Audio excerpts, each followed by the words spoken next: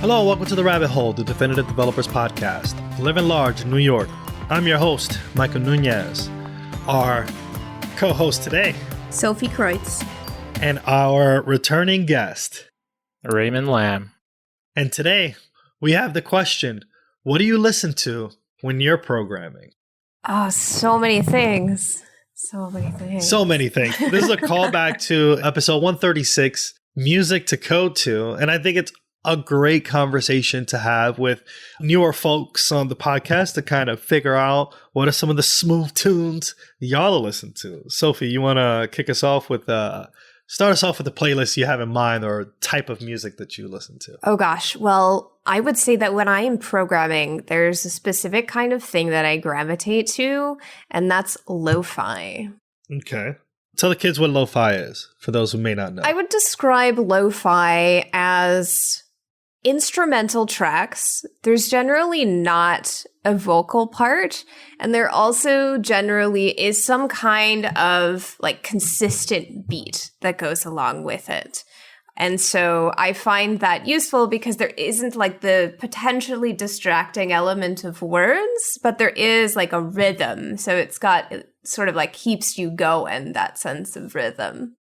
Yeah, so there's different types of lo-fi, yeah? Yeah, I mean, there seem to be a lot of variations, which is interesting because then you get into all these clever, creative names for the new genre. You get chill hop, you get jazz hop, you get chill step.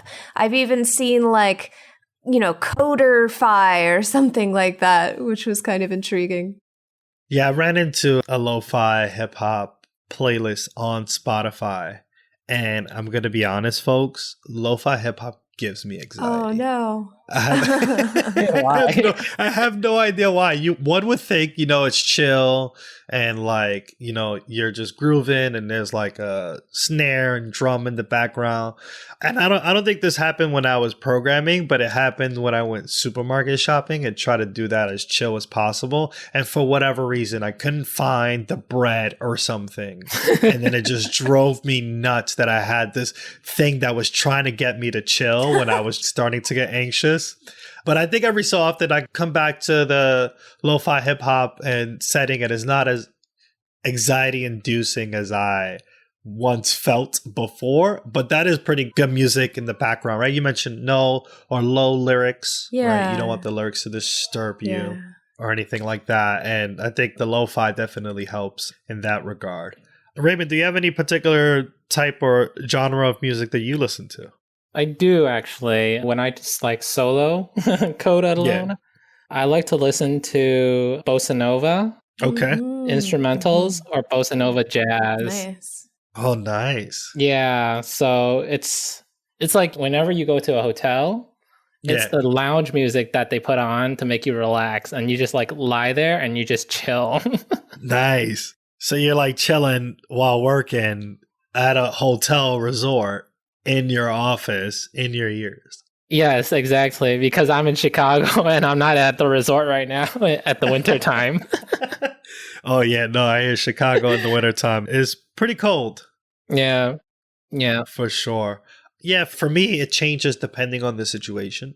But I normally gravitate to, my EDM, drum and bass. I think we mentioned in the previous episode about the different artists that I listen to, but it's pretty heavy on the no vocals, high BPM, get the people going, if you will.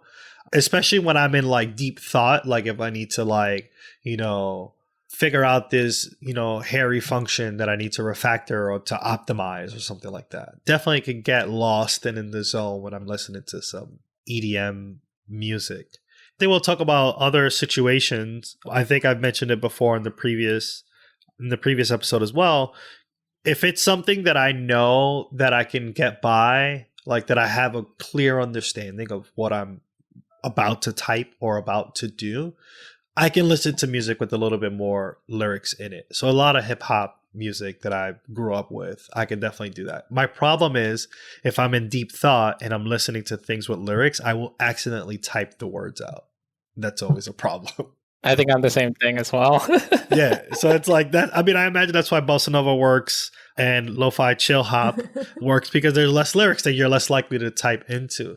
Raymond, are there different situations that come up that play different music for you? Yeah, sometimes I just don't listen to music when I'm looking at a really hairy function. I just turn it, I gotta turn that off to focus, to find like a bug. Or sometimes even if I have to refactor like a big function, then I really need to just focus. And music is just a hindrance, another layer of overhead for me. Yeah. So I just sometimes turn it off. But I do have celebratory music playlist whenever a successful, PR is merged to main or master.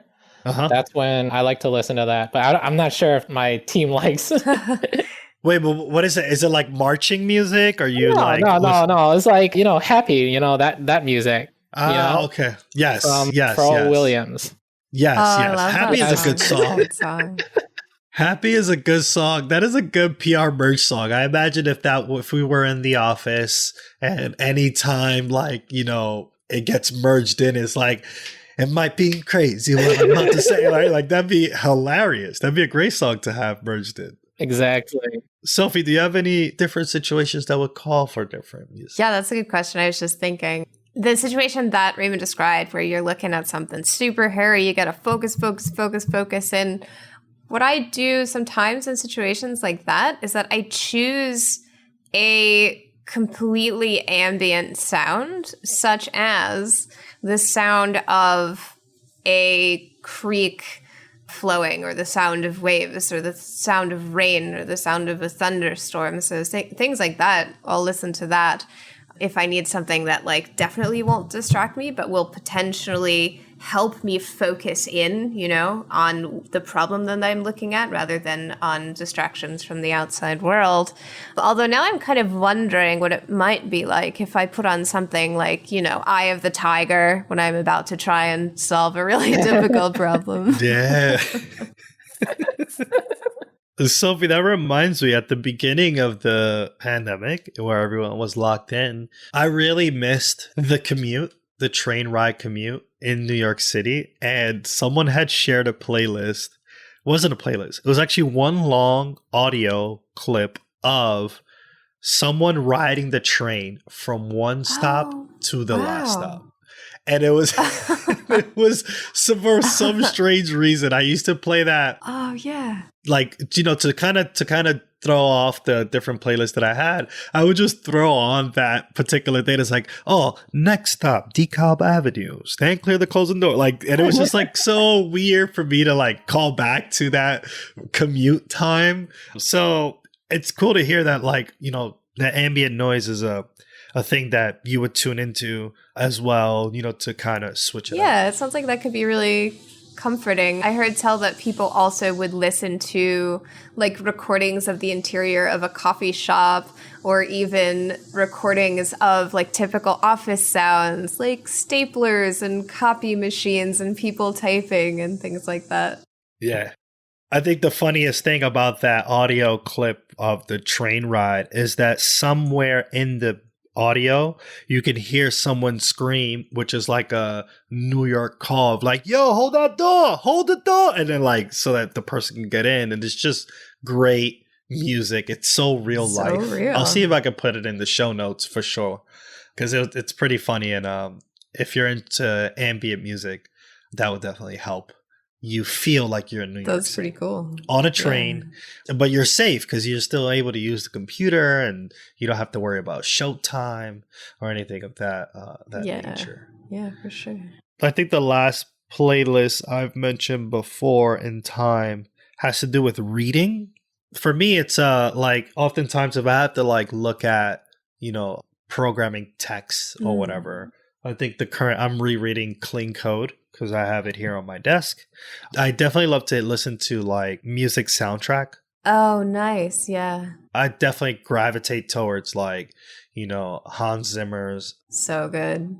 Batman Trilogy is really good music to study, and you just have it really low enough where you can hear it, but not get in the way of the words you're trying to read, which works for me. There's some awesome soundtracks out there for sure. Hans Zimmer, I think, also did Pirates of the Caribbean maybe a while back. Yeah, he's done a whole lot of good stuff, but he's done Pirates for sure. Yeah. That's a fun fact that I know for some reason. But I know he's done the Batman trilogy and Pirates, which is a pretty good soundtrack altogether. Yeah. Do you have any soundtracks you really dig, Raymond? Well, if you're talking about soundtracks, I listen to like classical music for soundtracks, like Mozart and Chopin. Oh, Very yes.